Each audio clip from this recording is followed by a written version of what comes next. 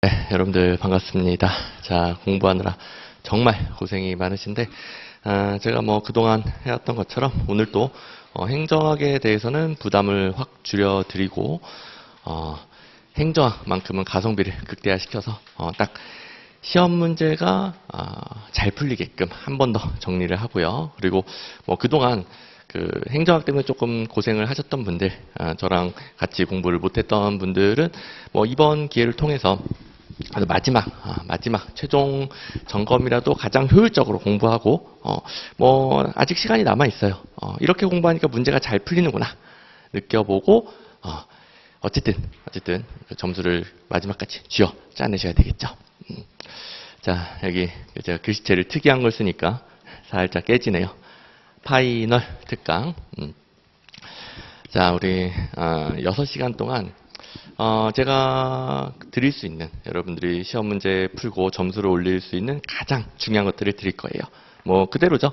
행정사 시험에 가장 많이 출제됐었고, 그리고 앞으로도 가장 출제 가능성이 높은 주제들을 뽑아왔습니다. 제가 총 포인트를 171개로 나눠서 설명을 드리는데, 그 중에 가장 많이 나오는 55개, 그리고 이제 6시간이라는 시간 제약이 있다 보니까 55개 포인트를 다 하진 못하고요. 여기서 이제 제일 중요한 거, 그 일부 하게 됩니다. 자, 그리고 지금 자료를 받으셨을 텐데, 자료는 뭐 이 책이 있으신 분들은 뭐 이 책을 보시면 됩니다. 그 핸드북 사이즈의 요약서, 인강 듣는 분들도 마찬가지고, 그리고 이 책이 없으신 분들도 있으니까 여기서 일부 오늘 강의할 내용은 프린트 자료에 다 있습니다. 근데 이제 미리 말씀드리면 이 프린트 자료가 너무 두꺼워지지 않도록 제가 편집을 했는데, 이 편집한 게 인쇄하는 과정에서 인쇄가 안 되는 게 나오더라고요. 그 부분은 뭐 제가 어차피 다 띄워드리니까요. 뭐 가끔씩 조금씩 있어요. 그때 뭐 강의 계속 6시간 동안 집중적으로 하다 보면 힘드니까 뭐 그때 한번 필기도 해보면서 뭐 중간중간에 뭐 좀 좋게 생각하면서 좀 쉬어가는 타이밍이구나, 필기하면서 해봐야 되겠다, 한 번 더 암기도 하고 그렇게 생각해 주시면 고맙겠습니다. 좀 양해를 드릴게요. 자, 아무튼 이제 6페이지 펼쳐두시고, 뭐 시간이 많이 없기 때문에 서로는 짧게 줄이고 우리 최대한 6시간 동안 할 수 있는 것들 다 해봅시다. 자, 행정학 정말 고민이 많은 과목일 겁니다.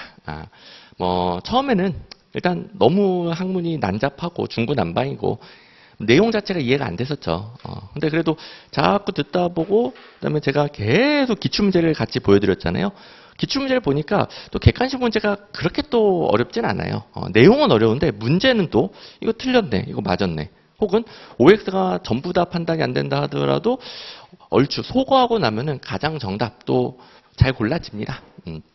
다행히 또 우리 시험이 뭐 다른 수험생보다 월등히 잘 봐야 되고 뭐 90점 맞아야 되고 그런 게 아니고 딱 기준만 넣으면 되는 거니까 그걸 위한 거에 집중하면 공부를 적게 하고도 점수가 잘 나오는 거죠.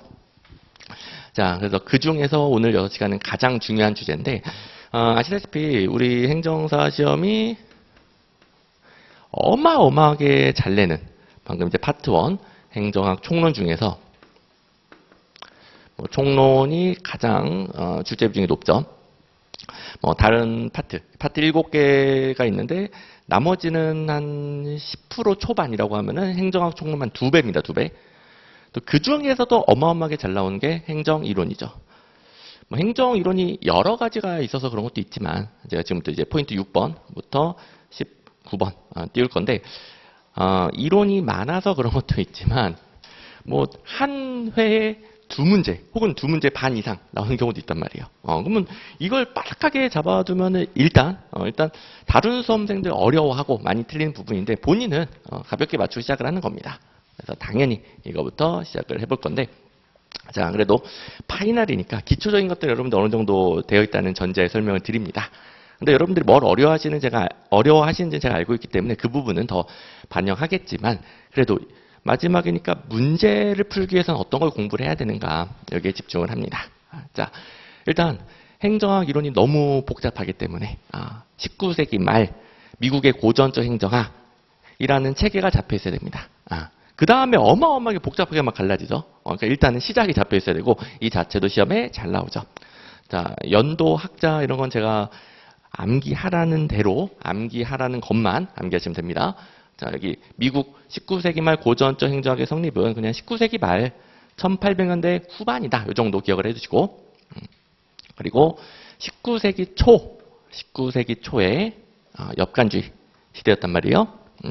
일단 우드로 윌슨 대통령이죠. 미국 대통령이 이전 엽간주의 폐해를 극복하기 위해 정치행정 이원론과 실적주의를 도입하게 됩니다. 여러분들 이제 인사이론도 어느 정도 했으니까 실적주의가 뭔지 아는 상태에서 배우니까 더 연결이 잘 될 겁니다. 그래서 우드로 윌슨 엽간주의 폐해 극복을 위해 19세기 말 정치행정 이원론, 실적주의 도입했다. 그리고 이게 미국 고전적 행정학의 기초, 성립이 됩니다. 이걸 이제 확실히 잡아주셔야 돼요. 그리고 이제 정치행정 이원론 자체를 잘 내기 때문에 정치행정 이원론의 의미, 또 문제로 뭐가 나오는지 확실히 잡아두셔야 되는데 이름 그대로죠. 행정학은 다행히 이름에 힌트가 있어서 정치행정 이원론 두 개인가 보다 다른가 보다. 그리고 이제 정치적 영역에서 국민의 대표들이 정책 결정을 내려주면 행정은 그와 다른 역할, 능률적으로 집행하고 관리하고 이러한 역할만 하면 된다가 정치행정 이원론이 되는 거죠. 그리고 이제 행정 분야 직원들, 우리 공무원들, 능률적인 집행을 위한 능력이 필요해요. 그걸 위해 실적주의라는 걸 도입을 하는데, 자, 어차피 엽간주의 실적주의도 시험에 잘 나오니까 간단히 정리드리면, 엽간주의는 집권 정당, 정치 지도자가 공무원을 자신에 대한 충성도 공헌도에 따라 임용을 합니다. 쉽게 말해 말 잘 듣는 관료를 뽑는 거죠. 근데 그 과정에서 집권 정당이 부당한 압력을 행사했을 때 공무원들은 안 들을 수가 없죠. 잘리니까. 등등 각종 폐해가 발생하고 그래서 정치적 영역이 행정 관료들을 뽑는 게 아니라 완전히 분리시켜서 행정의 능률성을 위해 전문가들을 뽑게 되죠. 실적주의. 공무원들 지금 시험 쳐서 뽑잖아요. 공개 경쟁 채용 시험으로 객관적인 능력 자격을 검증해서 뽑는다가 실적주의가 되는 거죠.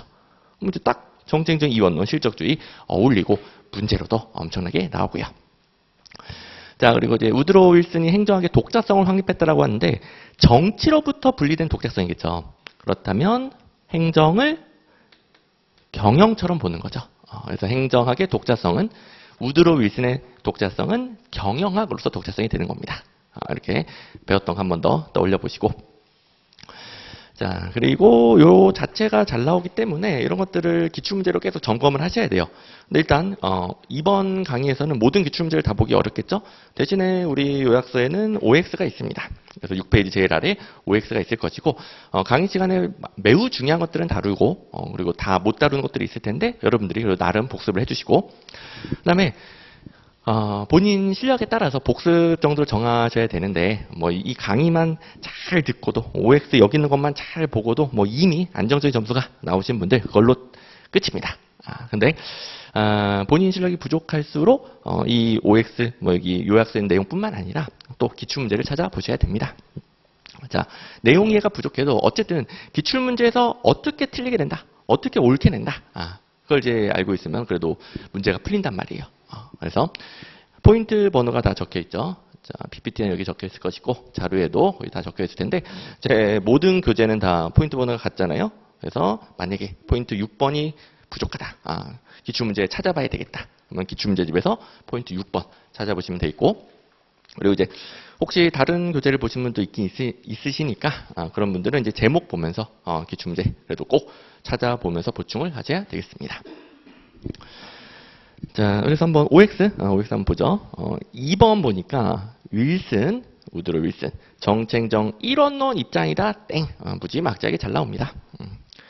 4번 보니까 1883 이런 거 다 안 외우셔도 되겠고 그냥 19세기 말 펜들턴법에 의해 엽간제가 도입됐다. 땡이죠. 19세기 말에는 실적주의입니다. 그리고 이제 보는 김에 가볍게 나중에 뭐 인사이론에서 다시 하겠지만 펜들턴법으로 실적주의를 도입했죠. 참고로 엽간주의는 잭슨 대통령. 5번 보니까 과학적 관료론이 등장했습니다. 과학적 관료론. 자, 미국의 고전적 행정학 하면 이 네 가지 세트를 말하죠. 이 네 가지 세트는 다 정치행정 이원론 관점이에요. 그래서 모든 이론에서 정치행정 1원론 땡이 나옵니다. 특히 이제 과학적 관리론, 정치행정 2원론에 또 지대한 영향을 미친 이론입니다. 그래서 과학적 관리론, 자 5번 OX 보시면 정치행정 1원론의 발전에 기여했다. 땡 이렇게 잘 나오죠. 자 OX는 대부분 행정사 기출에다가 뭐 행정사에는 아직 안 나왔지만 너무 모든 객관 시험에 잘 나오는 것들, 그래서 행정사도 대기 중인 것들, 행정사는 아직은 좀 역사가 짧기 때문에 너무너무 중요한데 덜 나온 것들이 있어요. 그런 것들이 섞여 있는데 제가 이제 이번에 다루는 것들은 뭐 제일 잘 나오는 거라 보시면 되겠습니다. 자, 그리고 OX 중에 옳은 선지, O 있잖아요. O인 경우는 여러분들 읽어보면서, 이거는 옳은 거구나. 이렇게 출제하면 옳은 거구나. 그 자체로 뭐 기본서처럼 읽어보시면 됩니다. 이제 틀린 선지가 중요하겠죠? 틀린 선지. 우리 객관식 행정 출제 포인트. 출제 포인트는 틀린 선지의 틀린 부분 아니겠습니까? 자, 또 한 번 더, 여기, 여러분들 뭐 지겹게 하셨지만, 윌슨의 정치행정 이원론. 테일러의 과학적 관리론, 귤릭 어익의 행정 관리론, 여기도 관리론 이런 거 보니까 다 행정의 관리 기능, 집행 기능을 강조하는 거죠. 그리고 또 중요한 이론이 베버의 전통적 관료제입니다. 전통적 관료제가 목표를 정해주면 능률적으로 집행하는 구조. 우리 이제 행정학이 그래도 최소 2바퀴, 3바퀴는 돈 분들이니까 관료제, 조직이론에서 열심히 배웠는데 목표 달성도를 극대화시키는 아주 능률적인 집행, 관리 수단으로서 배웠던 거. 그렇다면은 정치행정 이원론에 행정기능에 너무나 잘 어울리죠. 그리고 과학적 관리론은 바로 배울 거니까 또 설명을 드릴 겁니다. 자, 그리고 이제 이원론에 대한 반발. 여기서부터 이제 반발인데 반발로서 정치행정 1원론이 있으니까 계속 비교해서 내죠. 그리고 정치행정 1원론에서 아주 중요한 건 1930년대 세계 대공황을 계기로 세계 대공황 경제 위기예요. 우리 정치인들은 국민들이 뭘 원하는지 가치 판단하는 존재이지 뭐 경제 위기를 어떻게 극복할지 전문성은 떨어져요. 그러다 보니까 더 전문성이 높은 행정 분야에서 경제 위기 이렇게 극복해야 됩니다. 정책 결정에도 관여하게 되죠. 그러니까 행정이 정책 결정까지도 담당하게 된다. 뭐 이런 논이 되는 거예요. 행정이 정치적 기능도 하게 되니까요. 물론 뭐 당연히 집행 관리 기능 하겠죠. 근데 정치행정 1원론에 따르면 행정의 기능으로 정치적 기능, 정책 결정 기능을 더 강조하게 됩니다. 배경은 세계 대공황을 바탕으로. 자, 그리고 정치행정 2원론의 바탕을 둔 미국의 고전적 행정학. 이 대공황을 계기로 점점 쇠퇴하게 되겠죠. 그래서 뭐 고전적 행정학이 20년대, 30년대까지 계속 발전하다가 30년대 이후로는 점점점 쇠퇴한다라고 기억을 해주시면 되겠고요. 자, 30년대까지 발전한다는 괜찮지만 30년대 이후로 계속 발전한다는 땡이 되겠죠. 그런 것들. 자, 이런 시기, 어떤 정확히 외우는 게 아닙니다. 딱 문제로 내는 것을 잘 기억을 하셔야 돼요. 자, 그리고 이제 과학적 관리론에 대해서는 인간관계론이라는 반발이 등장하잖아요. 이건 이제 바로 포인트 7번에서 배울 건데 오해하면 안 되는 게 여기 있는 내용들은 다 별개의 이론들입니다. 자, 왼쪽 이론들도 19세기 말 고전적 행정학으로 묶일 뿐 내용 자체는 별개란 말이에요. 오른쪽은 더더욱 별개예요. 인간관계론이 뭐 이론론이다 그런 거 아니고요. 자, 과학적 관리론과 인간관계론은 둘 다 생산성을 높이려고 하는 건 똑같은데 그 방법이 달랐죠. 둘 다 경영학입니다. 경영학. 그리고 이제 행정관리론, 원리주의에 대해서는 40년대가 되면서 행태론이 원리주의를 비판합니다. 근데 뭐 행태론은 요 맥락보다는 뒤에 행태론과 후기 행태론 엄청나게 많이 내죠. 자, 이런 게 이제 정리가 안 돼 있으면 너무 행정하기 힘들죠. 후기 행태론 관점, 신행정학이랑 비교해서 또 포인트 8번 이것도 배울 거고요. 그다음에 전통적 관료제에 대해서는 나중에 70년대가 되면서 공공선택론의 비판을 합니다. 자, 전통적 관료제는 이 시기뿐만 아니라 계속 정부 운영의 근간이 됐습니다. 이 시기도 계속 연결되다가 70년대 되면서 전통적 관료제를 공공선택론의 비판, 정부 실패를 야기했다. 그러면서 뒤에 공공선택론으로 좀 이따가 14번에서 배우게 될 겁니다. 자, 지금 7번, 8번, 14번은 워낙 잘 나옵니다. 그래서 이번 강의에서도 다룰 거고요. 자, 그러면 첫 번째 7번 과학적 관료론 대 인간관계론. 이제 다음 페이지 7페이지를 가보시면 자, 뭐 요약서 페이지에는 제가 띄우는 거 외에도 좀 더 여러분들이 이해하기 좋은 흐름들 그런 거 이 표 위에 좀 적혀 있죠. 이런 것도 공부하실 때는 참고하시면 되겠고. 근데 이제 시험에 나오는 것에 집중을 해보면 결국 이제 행정학은 비교해서 뭐는 어떤 측면이 있고 뭐는 단점인데 어떻게 보완하고 이런 걸 연구하잖아요. 시험 문제도 마찬가지입니다. 아시다시피 과학적 관리론, 인간관계론 바꾸면 땡 엄청나게 잘 나옵니다. 그래서 그 잘 나오는 키워드들이 정의되어 있겠고요.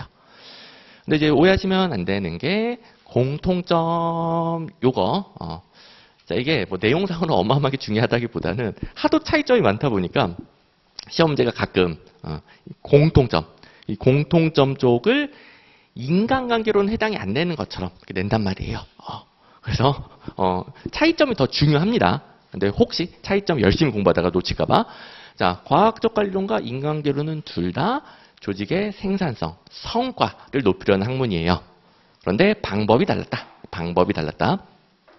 자 기억나시죠? 과학적 관리론은 우리 뭐 테일러의 과학적 관리론, 시간과 동작에 관한 연구, 워낙 대표 연구, 학자 이름 여기는 잘 냅니다. 그래서 제가 학자 이름 챙기라는 걸 챙기셔야 되겠는데 테일러의 과학적 관리론, 시간과 동작에 관한 연구, 태과시, 그다음에 메이오, 인간관계론, 호손 실험, 메인호 잘 잡아두시고 이 대표 연구 이름만 봐도 과학적 관리론 힌트가 있죠. 뭐 작업 시간, 뭐 작업 동작에 관한 연구예요. 이걸 연구해서 가장 최고의 작업 시간, 최고의 동작, 뭐 최고의 조명 밝기, 최고의 책상 배치 이런 걸 연구하는 거죠. 그래서 유일 최선의 방법을 찾아서 그걸 공식화 시키고 구성원들은 기계 부품이나 마찬가지예요. 그대로 따라라. 왜? 최고의 방법이니까 구성원들은 그대로 따라줘야 돼요. 그래서 유일 최선의 방법과 공식적 구조를 무지막지하게 강조합니다.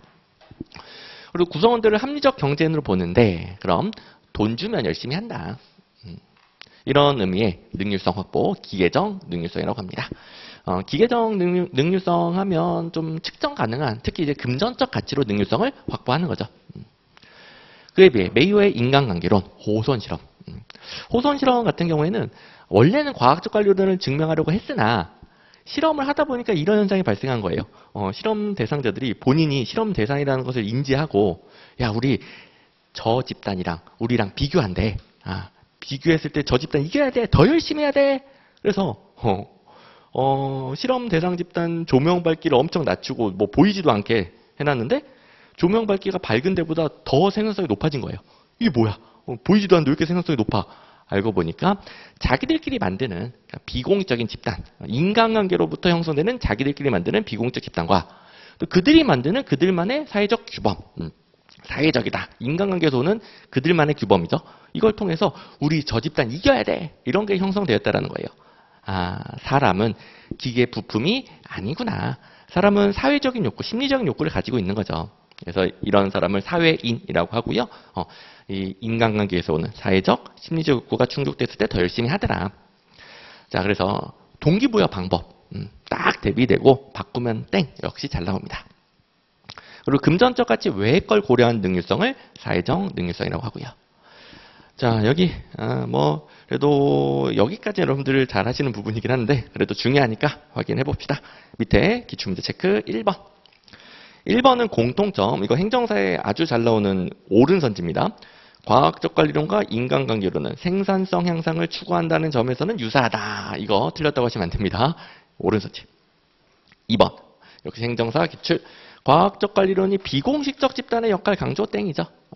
인간관계론이 공식적 조직의 역할 중시 땡이죠. 바꿔줘야 되겠습니다. 그 다음에 5번. 인간관계론이 조직 목표 달성을 위해 생산성과 능률성에 기반을 둔 금전적 보상과 경제적 인간관계 강조 땡이죠. 금전적 보상, 과학적 관리론. 6번. 이건 행정사 기출인데 인간을 생존에 대한 기본적인 욕구에 동기부여되는 것으로 본다. 자, 금전적 보상, 돈. 이게 생존을 위한 기본적인 욕구 아니겠습니까? 그래서 약간 응용. 그래서 행정사 출제 사례니까요. 5번, 6번 같은 내용인데 다 과학적 관리론, 인간관계론 땡. 잘 봐두시기 바랍니다. 자, 그리고 이제 포인트 8번으로 넘어가 보시면 포인트 8번. 여기는 행태론이 등장하죠. 행태론. 행태론. 자, 고전적 행정학에 행정관리론, 원리주의가 있었어요. 행정관리론, 원리주의 자체는 많이 나오진 않아요. 과학적 관료의 영향을 받아서 행정 분야에 과학적 관료를 적용했어요. 균리, 어익 등이 적용을 했고, 이거 뭐 내용이라고 하면은 최고 관리자가 어떻게 관리하면 된다. 그래서 포스트 코르브. 자, 행정관리론은 포스트 코르브. 뭐 혹시 나오면 이 단어 행정관리론이다. 이 정도밖에 낼 게 없겠습니다. 근데 이걸 갖다가 이제 행정관리론자들이 행정이 효율성이 높아지는 원리다라고 주장을 했는데, 그래서 뭐 원리주의라고도 하죠. 여기에 대해서 행태론이 비판을 어마어마하게 가합니다. 행태론이 여기 비판. 자, 행태론자들의 세계는 엄밀한 과학적 증명이 돼야 된단 말이에요. 근데 행정관리론, 원리주의자들이 주장한 거, 뭐 과학적 관리론처럼 뭐 작업 시간, 동작 이런 연구를 통해서 발견한 거라 좀 엄밀한 과학적 증명은 아니라는 거예요. 물론 나름 과학적 분석을 했으나 그게 엄밀한 증명은 안 됐다. 그래서 더 과학적인 연구 해줄게. 이게 행태론이 되는 거죠. 그러면 과학적이다, 더 엄밀하다. 이 말은 어떤 현상에 대해서 원인을 증명을 해야 된다는 거예요. 이게 행태론의 세계죠. 그래서 행태론은 과학성을 추구한다. 이 어떤 현상의 원인을 증명한다. 행정 연구를 과학화시키려는 이론이 되겠습니다. 자, 여기서 이제 조심해야 될 게 뭐 시대적 배경상 행태론은 40년대라서 행정국가식이란 말이에요. 근데 행정국가식이 하면 정치행정 1원론 관점이고 정부 역할이 컸을 때란 말이에요. 근데 그 시대적 배경하고 행태론은 큰 상관이 없죠. 여기는 연구 방법을 과학화시키려고 했다.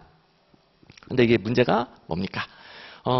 원인 증명은 잘하는데 만약에 어떤 사회 문제가 있을 때 해결에는 도움이 안 되는 거예요. 예를 들어 너무너무 배고파요. 빈곤 문제가 심각해. 배고픈데 배고픈 원인. 너 밥을 안 먹어서 그래. 원인을 증명하면은 배고픔이 해결되는 거 아니잖아요. 그래서 후기 행태론은 아니 배고프면 밥을 줘야지. 이렇게 사회 문제를 해결해야 된다. 이쪽을 강조하면서 등장하게 됩니다. 이때 1960년대 어마어마한 사회 문제를 배경으로 등장하게 되죠. 그러면 행태론하고 뭐 이름도 후기 행태론 딱 비교되는 이론인 것 같고 극명하게 갈리는 게 하나는 사회 현상, 뭐 사회 문제의 원인만 증명한다면 하나는 해결한단 말이에요. 또 해결할 때 이걸 기술성을 추구한다고 하고요. 해결하려면 적절한 처방을 내려줘야 돼요. 또 처방을 중시한다. 후기 행태론. 그리고 이게 현실적으로 적합해야 되겠죠. 사회 문제를 어떤 걸 해결할지, 또 어떻게 해결할지 현실 적합성이 높아야 된다. 이게 후기 행태론이 되는 거죠. 자, 이렇게 꼭 틀을 잘 잡아주시고, 자, 이제 후기 행태론죠. 그러니까 두 개 비교되는 거 가보겠습니다. 이제 어려운 거 하나 챙겨가면은 후기 행태론이 행태론을 비판하면서 등장했겠죠. 비판하는 포인트는 뭐겠습니까? 사회 문제 해결에 도움이 안 된다라고 비판하겠죠. 뭐 괄호 안에 있는 것은 헷갈릴까봐 넣는 겁니다. 후기 행태론이 행태론의 연구 방법이 틀렸다 그런 건 아니에요. 근데 연구 방법을 비판은 했어요. 사회 문제 해결에 도움이 안 된다. 자, 그러면 이제 행태론, 후기 행태론 싹 정리를 해보면, 자, 행태론이 엄밀하게 과학적 증명을 한다. 이게 논리 실증주의죠. 그래서 논리 실증주의 나오면 행태론. 실증주의, 행태론. 실증주의, 행태론. 실제로 증명한다. 실제로 증명한다. 자, 그리고 증명이 되려면 사실만 연구를 해야 돼요. 가치, 옳고 그름, 뭐 주관적인 영역이란 말이에요. 증명이 안 됩니다. 그래서 증명 가능한 사실만 연구해야 되니까 가치랑 사실을 분리해야 연구가 되겠죠. 이걸 갖다가 가치 중립적인 연구다. 그리고 과학적으로 증명한 연구, 또 증명하려면 측정해서 증명을 해야 돼요. 계량적 연구라고 하죠. 여기서 뭐 어마어마한 문제가 나옵니다. 행태론이 가치랑 사실을 통합했다, 뭐 구분하지 않는다, 다 땡이 되겠고, 뭐 가치를 중심으로 연구한다, 땡이고, 가치 평가, 가치 판단적인 연구다, 땡이고, 엄청나게 잘 나옵니다. 그에 비해 후기 행태론은 1960년대 심각한 사회 문제를 해결해야지. 행태론 너네는 해결을 못하네. 비판하면서 사회 문제 해결을 위해 자, 어떤 사회 문제를 어떻게 해결할지 가치 판단이 필요하죠. 가치와 사실을 통합합니다. 가치 판단을 강조합니다. 가치 평가적인 연구. 그리고 바람직한 걸 연구한다. 그때 규범적이다, 실질적이다 이런 표현 쓰게 되는 거죠. 그러니까 엄청나게 잘 나오는 부분. 자, 그리고 사이먼 하면 행태론. 행태론자는 뭐 사이먼만 잘 챙기시면 됩니다. 사이먼이 원리주의. 너네 행정관리론, 원리주의. 너네가 주장한 원리들은 속담 격언에 불과하다. 이게 엄밀한 증명이 안 됐다라는 거죠. 비판하고. 그다음에 후기 행태론자는 많긴 한데 왈도를 잘 챙기셔야 됩니다. 왈도 하면 신행정학이죠. 왈도 신행정학. 자, 이제는 점점 덜 중요한 것들은 신경을 못 쓸 수밖에 없습니다. 우리 점수를 넘기 위해서는 중요한 거. 왈도 신행정학. 그리고 신행정학은 후기 행태론적 관점이기 때문에 뭐 신행정학에서도 행태론 나오면 땡땡땡땡땡. 어마어마하게 잘 나옵니다. 자, 그러면 여기까지 문제를 한번 보시면 9페이지 1번 가치와 사실의 분리, 논리실증주의 행태론이죠. 후기 행태론 땡, 신행정학 땡. 2번 행태적 접근 방법은 연구에서 가치와 사실을 구분하지 않는다 땡. 그리고 5번을 가보시면 5번. 이번에는 후기 행태주의입니다. 20턴까지 다 못 외웠다 하더라도 가치 중립적 과학적 연구 땡. 6번 사이먼 하면 행태론, 그리고 행태론 하면 과학성입니다. 기술성 땡. 그다음에 후기 행태론 왈도 하면 기술성, 과학성 땡. 6번도 지금 보고 있는 것들 다 행정사 출제 사례들. 그래서 6번 보아하니 행정사에서 사이먼, 왈도로 출제한 적이 있구나. 그럼 사이먼, 왈도는 암기를 하셔야 되겠죠. 사이먼 행태론, 왈도 신행정학, 후기 행태론. 그다음에 7번 오른손지긴 하지만 중요합니다. 자, 신행정학. 일단은 참여와 형평의 가치를 중심으로 현실 문제의 처방적 연구를 중시한다. 신행정학 맞고. 자, 그다음 이제 신행정학에 플러스 알파가 있죠. 자, 일단 후기 행태론의 특징은 그대로 가져갑니다. 그러니까 행태로 나오면 땡이라고 그랬고요. 거기에 이제 플러스 알파 이런 내용들이 신행정학에서 출제가 됩니다. 자, 일단 비계층제적 조직, 사회적 형평성, 참여와 분권화, 고객 지향성, 적극적 행동주의. 뭐 워낙 키워드 문제로 잘 나오니까 제가 두 문제까지 따드리죠. 비형 참고행. 여기서 사회적 형평성을 가장 강조한다. 에다가 뭐 사회적 효율성 강조한다 땡. 뭐 이런 건 됩니다. 하여간 신행정학하면 사회적 형평성이라는 가치를 중시합니다. 우리 1960년대에 각종 사회 문제가 있었는데 그중에 특히 빈곤 문제 이런 것들도 심각했단 말이에요. 사회적 형평성, 약자들을 배려하는 개념이죠. 그리고 이게 다 공통적으로 행정의 민주성을 강조하는 겁니다. 그래서 뭐 관료들의 참여, 시민들의 참여 중시합니다. 그리고 사회 문제 해결을 위해 적극적으로 행동하라는 거고요. 근데 여기서 이제 조심해야 될 게 고객 지향성이죠. 자, 일단 여러분들 헷갈리면 큰일 나는 거. 일단 신행정학의 시대는 행정국가 시기예요. 행정국가 혹은 복지국가 시대. 큰 정부 시대죠. 이런 사회 문제 해결 정부가 해야죠. 그리고 이제 이게 정부 실패를 거치면서 1970년대 정부 실패를 거치면서 신행정국가가 등장하는데 이름 때문에 헷갈리면 큰일 나죠.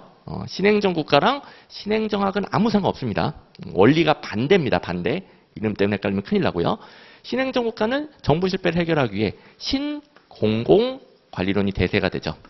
시장의 원리, 신공공관리론. 자, 신공공관리론 하면 시장의 원리. 시장, 뭐 민간기업의 원리예요. 민간기업들은 고객들이 원하는 걸 만들어야 돈을 많이 벌죠. 행정도 그 원리를 도입해야 된다. 그러면서 고객지향적인 행정을 강조합니다. 그러다 보니까 고객지향성. 선생님 반대라면서요. 자, 요 키워드는 같기는 해요. 하지만 뭐 내용은 달라요. 내용은 다르고 그 외의 것들은 완전히 반대고요. 신행정학은 큰 정부 주도의 사회문제 해결.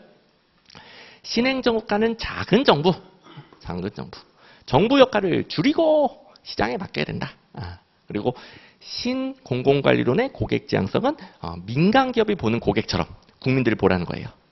그런데 후기 행태론, 신행정학의 고객지향성은 그런 의미는 아닙니다. 그저 그냥 국민들의 의견을 많이 반영하자. 그 정도 의미예요. 그래서 의미는 달라요. 그래서 이제 고객지향성이 나오면 둘 다 맞기는 하다. 근데 그 외의 것들은 다 땡이에요. 다 땡.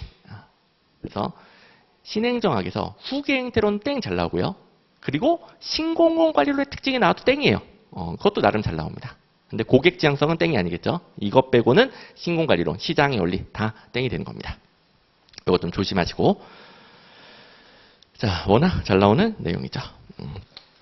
자, 그러면 일단 뭐 갑자기 이론들이 많아지면서 여기서부터 여러분들이 많이 머리가 아파지는 부분인데, 그래도 얼추 행정학이라는 것은 뭐 경영학처럼 능률적인 집행 관리하는 학문으로서 등장을 했다가 행정이 그 집행만 하는 게 아니라 결정에도 관여해야 된다. 그죠? 뭐 현실적으로 세부적인 결정을 하기도 하고, 그리고 정치적 영역에서 못하는 걸 행정이 전문성을 바탕 결정을 해줘야 되겠죠.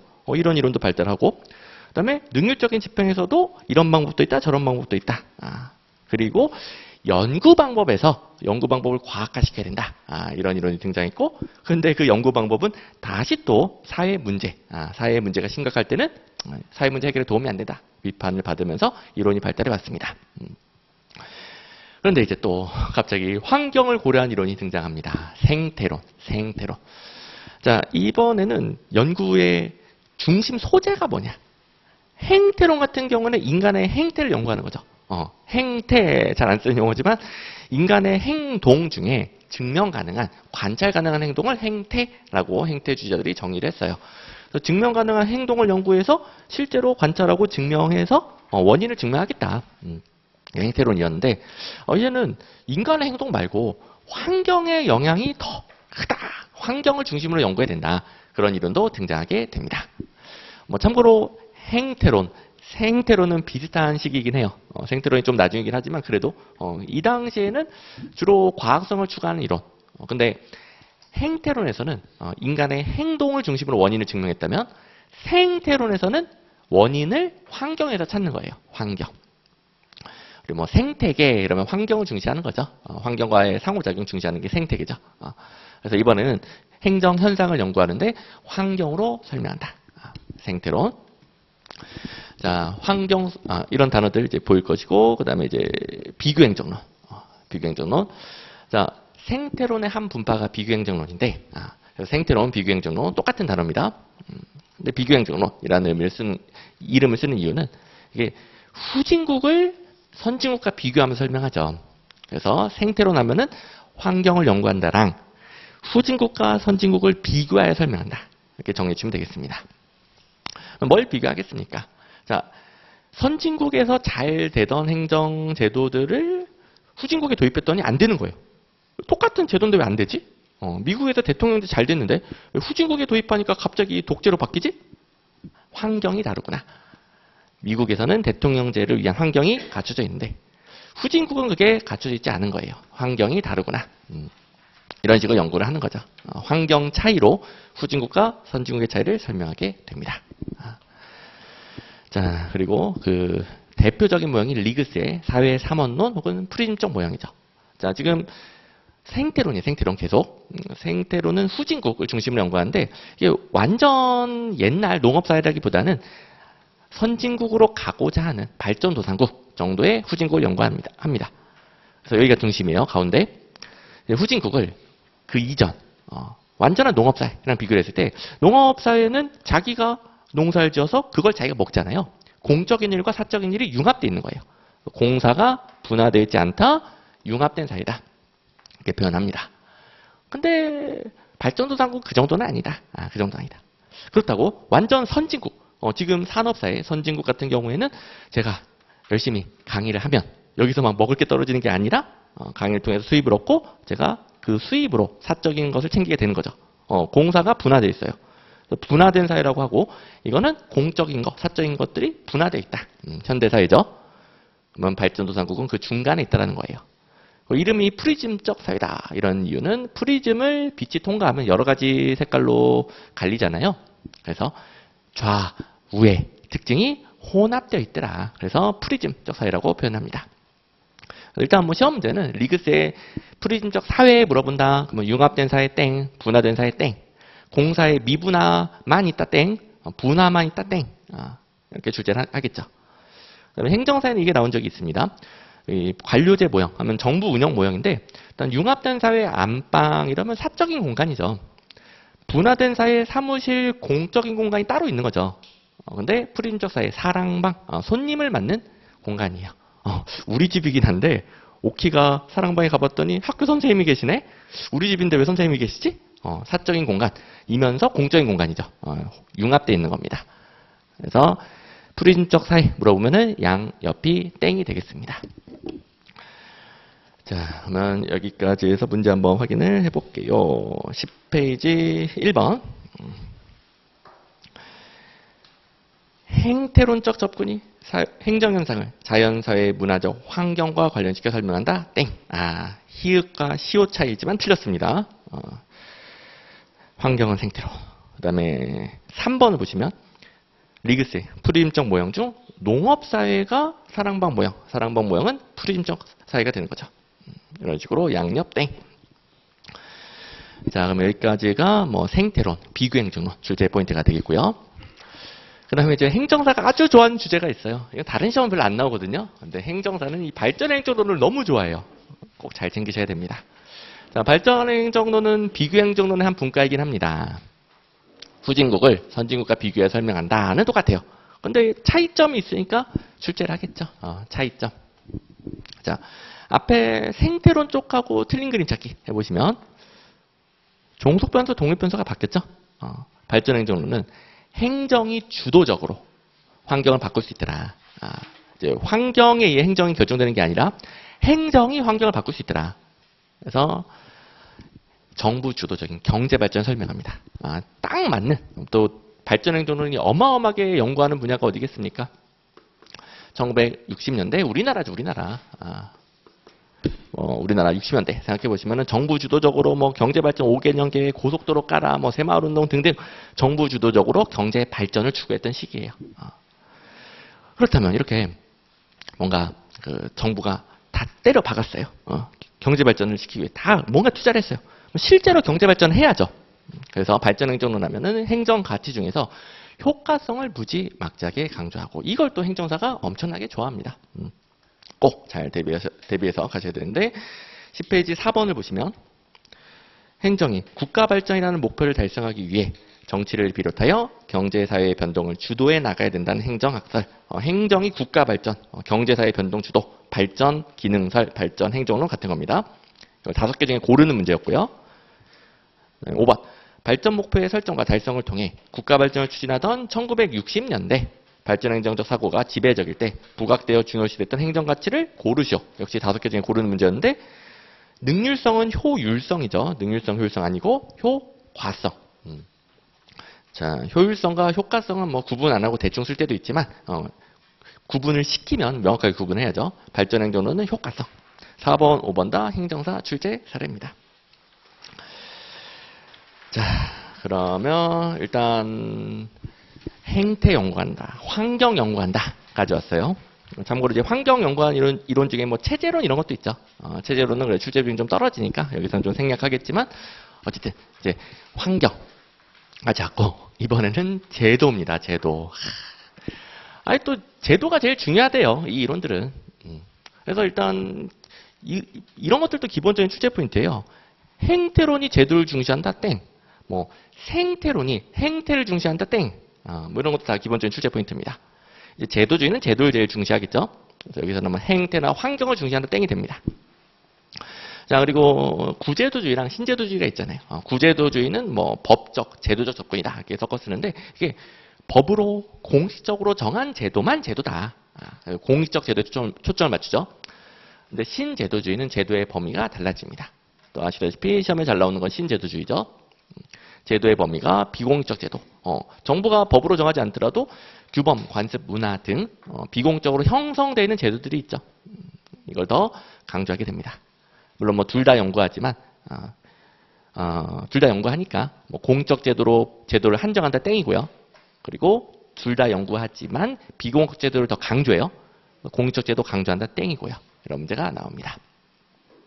그다음에 이제 제도의 성격 중요하죠. 구제도주의는 제도가 한번 결정되면 다른 요인을 일방적으로 결정해 버린다.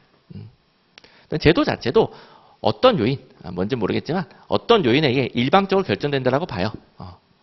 근데 신제도주의는 제도는 다른 요인에 영향을 주기도 하지만 영향을 받기도 해요. 그래서 구제도주의와 달리 신제도주의는 여러 요인들과 제도들이 상호작용하는 걸 연구하는 거예요. 그러니까 제도가 어떻게 변화하는지 그리고 어떻게 성립하는지 이런 것들을 잘 설명하게 됩니다. 여기서 이제 좀 어렵게 출제되는 부분들이 많습니다. 제도에 대해서 다른 요인들과 제도와의 관계에 대해서 정책, 환경 이런 게 외생변수다. 외생변수라는 표현은 주어져 있는 거죠. 주어져 있다. 구제도주의. 그냥 어떤 외생변수의 제도가 결정돼 버린다. 그 다음에 제도가 어떤 다른 요인을 일방적으로 규정한다. 구제도주의예요. 근데 신제도주의는 다른 요인들, 제도랑 계속 상호작용하니까 내생변수가 되겠죠. 그리고 제도만 영향을 주는 게 아니라 다른 요인도 제도에 영향을 주죠. 이런 것들 이제 바꾸면 땡이 됩니다. 자, 이렇게 제도의 성립과 변화 이런 걸 연구하게 되니까 제도는 계속 변한다라고 보겠죠. 제도가 동태적이라고 봅니다. 그래서 뭐 구제도주의 제도를 동태적으로 본다 땡. 뭐 신제도주의 제도를 정태적으로 본다 땡. 자, 일단 12페이지 여기까지 가보시면 뭐 1번 기본 문제입니다. 기본. 제도의 개념을 법률로 규정된 공식적 정보로 한정. 구제도주의가 되겠죠. 그에 비해 2번 어려우니까 읽어보시면 신제도주의 이론은 제도가 개인 행위를 제약한다. 끝이 아니죠. 개인 간 상호작용의 결과로 제도가 영향을 받아서 변화될 수 있다고 봅니다. 자, 그리고 아시다시피 신제도주의는 역사적, 사회학적, 함적 선택, 신제도주의도 나뉘어지고요. 세 개 구분하는 거 어마어마하게 잘 나오죠. 행정사도 잘 냅니다. 자, 일단 합리적 선택 신제도주의. 얘만 좀 독특하죠. 경제학 기반을 두고 있어요. 합리적 선택 신제도주의는 공공선택론이랑 동의어입니다. 동의어. 공공선택론적 관점, 경제학적 관점이에요. 그리고 경제학에 기반을 둔 이론들은 특이한 가정을 하죠. 방법론적 개체주의, 연역적 접근, 개인 선호의 외생성. 자, 앞에서 뭐 외생변수 따진 거 말고요. 이번에는 사람의 선호가 외생적이다. 일단 외생적이라는 말은 주어져 있다고 가정하는 건데 선호가 주어져 있다. 경제학, 인간은 자기 이익만 추구한다 라고 주어져 있다는 거죠. 함적 인간관을 말하게 되는 겁니다. 아무튼 제가 뭐 합계 연애 두 문제까지 따줄 정도로 여기서 반대로 바꾸면 땡. 다른 학문들은 이 경제학의 가정하고 다 반대예요. 다 반대. 그래서 방법론적 전체주의, 귀납적 접근, 개인 선호가 내생적이다. 계속 말씀드리지만 여기는 개인 선호 얘기하고 있어요. 선호. 개인 선호가 내생적이다. 바뀔 수 있다는 거죠. 두 개 바꾸면 땡에다가 이제 각각 제도를 어떻게 보는가. 자, 신제도주의니까 다 제도의 성립과 변화를 설명합니다. 성립을 설명할 때 역사적 신제도주의. 자, 이름에 힌트가 있죠? 역사적 과정과 맥락이 얽히고 설켜서 제도가 형성이 된다. 제가 이제 예시는 생략하겠지만 역사적 과정이라는 것은 국가마다 다 다르죠. 그래서 역사적 신제도주의는 국가 간 제도의 차이를 잘 설명합니다. 그리고 역사적 과정과 맥락이 얽히고 설켜 있다 보니까 제도는 변하기 힘들다라고 봐요. 그래서 기존 경로에 의존한다, 지속적이다. 제도가 변하기 힘들다를 강조하면은 역사적 신제도주의. 자, 근데 여기서 이제 낚시 패턴이 하나 있습니다. 이건 아직 행정사에 안 나오긴 했는데 워낙 유명한 낚시 패턴이라 행정사도 언제든 나올 수 있어요. 자, 제도가 변하기 힘들다라고 봤지. 제도의 변화를 부정한다는 땡입니다. 땡. 기본적으로 신제도주의는 전부 다 제도의 성립과 변화를 설명하는 거예요. 근데 그래도 역사적 신제도주의는 제도의 변화가 어렵다라고는 보지만 경로전성을 송두리째 뒤집을 수 있는 우연한 역사적 사건이 있으면 변화할 수 있다고 보는 거죠. 이걸 뭐 단절적 균형이다. 우연한 사건에 의해 제도가 단절된다. 이렇게 표현하기도 하는 겁니다. 그래서 낚시 패턴 당하시면 돼 있고.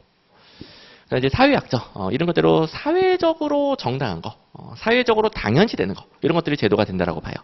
이러면 뭐 전통 관습 문화 이런 게 사회적인 내용인데 이런 것들은 좀 닮아가죠.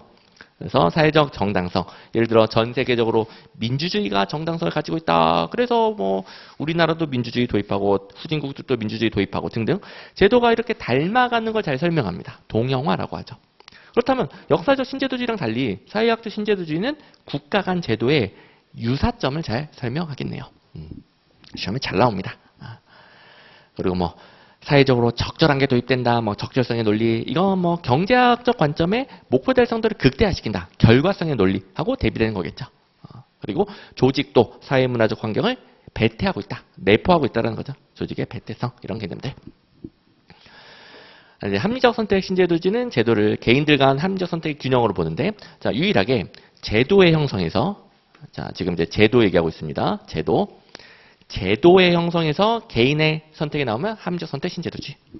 자, 개인의 선호 말고 제도 형성에서 개인이 나오면 합리적 선택 신제도주의. 자, 이거는 많이 생략되어 있는데, 개인들의 합리적 선택은 이기적인 선택이잖아요. 자기 이익을 극대화하는 선택. 근데 그게 균형을 이루면 제도래요. 이게 생략된 게 뭐냐? 개인들이 이기적인 선택만 하면 오히려 모두가 손해를 볼 수 있어요. 그걸 방지하는 제도가 만들어지게 됩니다. 그래서 우리 행정사 시험에 나온 적이 있는데, 공유지의 비극. 이게 개인들이 다 합리적인 선택을 해요. 공유지. 한정된 자원인데 누구나 쓸 수 있네요. 그러면 다른 사람이 쓰기 전에 내가 먼저 써야지, 과다 소비가 나타나죠. 그게 합리적인 선택이에요? 그랬더니 금방 고갈돼서 아무도 못 쓰게 됩니다. 그래서 합리적 선택으로 인해 모두가 손해보는 걸 방지하기 위해, 공유지의 비극을 방지하기 위해 공유지를 관리하는 자발적 합의를 통한 이용규칙 마련, 오스트롬이 제시하죠. 오스트롬이 이용규칙 마련 이렇게 제시하는, 혹은 뭐 공동체 중심의 자치제도 이런 걸 제시하는 거. 이게 이용규칙을 마련해야 금방 고갈되지 않겠구나. 합리적 선택의 균형으로서 제도의 예시가 되는 겁니다. 이게 행정사 시험에도 나온 적이 있겠고요. 자, 여기 예시도 많죠. 잘 나옵니다. 12페이지 4번 가보시면, 개인에 대한 가정에 기초한, 개인에 대한 가정 뭐겠습니까? 합리적 인간관, 그리고 미시적 연역적 방법, 경제학이죠. 사회학적, 역사적은 땡, 합리적 선택 신제도주의. 5번, 동일한 상황에서 국가 간 상이한 제도로 인해 어쩌고저쩌고, 국가 간 제도의 차이를 설명한다, 역사적 신제도주의. 6번, 제도가 일단 형성되면 일정한 경로를 유지하기 때문에 환경 변화에 적응하지 못한다, 경로 우전성 강조하면 역사적 신제도주의. 6번은 전통적인 법적 제도적이니까 아예 구제도주의죠. 어차피 틀렸고. 그 다음에 여기서 낚시당하면 안 되는 게 11번. 역사적 신제도주의는 경로 우전적인 사회적 인과관계를 강조하므로. 맞아요?